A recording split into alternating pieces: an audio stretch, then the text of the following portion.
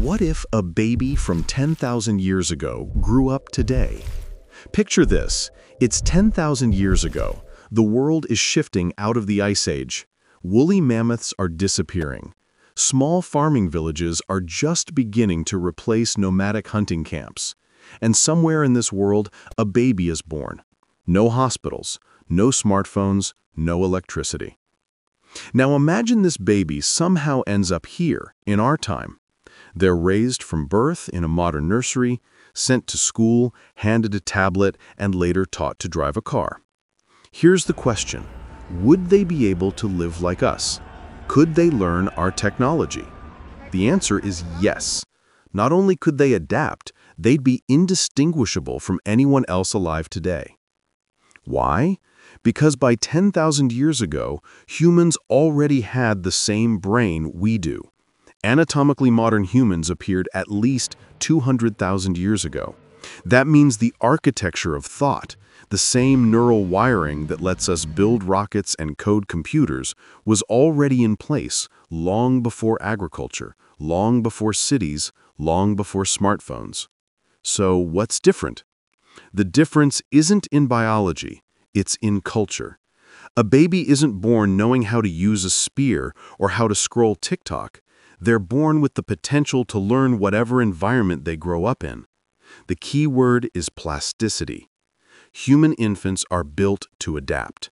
If a Stone Age baby grew up today, they'd pick up language, math, science, and gaming the same way any child does now, by absorbing what's around them. We've seen real-world examples that prove this. When isolated populations were introduced to modern tools, they adapted quickly.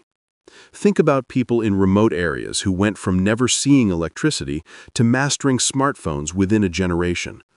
The human brain is a fast learner, no matter what the starting point is. So let's walk through it. Imagine our Stone Age baby at each stage. As a toddler, they'd babble and learn language by mimicking their parents. No difference there. By 5 years old, they'd be in school, learning to read and write.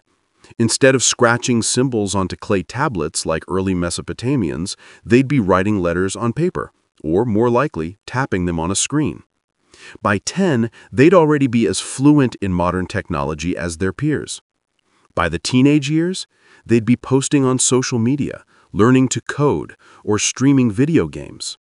If you passed them on the street, you wouldn't think twice. You wouldn't be able to tell their brain originated in a world without wheels, calendars, or written language. That's how little we've changed biologically. What has changed, dramatically, is the cultural scaffolding we build around ourselves. 10,000 years ago, the environment of learning was stone tools, small communities, and oral storytelling. Today, it's the internet, global networks, and mass education. The human brain is the constant. The world around it is the variable. This raises an even deeper point. If the human brain hasn't changed in tens of thousands of years, then the capacity for our modern achievements was always there. The same neural hardware that once painted bison on cave walls could have built spaceships if only the cultural stepping stones had been in place. Progress wasn't waiting for a new kind of brain. It was waiting for cumulative knowledge. That's why history feels like a snowball. Each generation adds to the pile of cultural inventions: fire, farming, writing, mathematics, electricity, computers. And each child, no matter when they're born, learns whatever that culture has accumulated.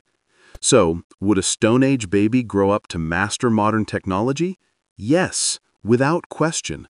They'd be another student in your child's classroom, another voice on a group chat, another driver on the freeway. And maybe that's the most profound part of this thought experiment. It reminds us that the potential for everything we've achieved, medicine, science, art, technology, was locked inside the human brain long before we realized it. The mind of a Paleolithic child carried the seeds of the digital age. The only difference between then and now is the story we've built around ourselves. So the next time you unlock your phone or look something up online, think about this. The ability to understand it has been sitting in the human brain for tens of thousands of years. Our ancestors had the same capacity. The only thing missing was the world we've built to fill it. Before we wrap up, I'd like to hear what you think.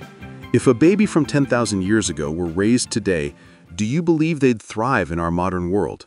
Share your thoughts in the comments. I'll be reading them.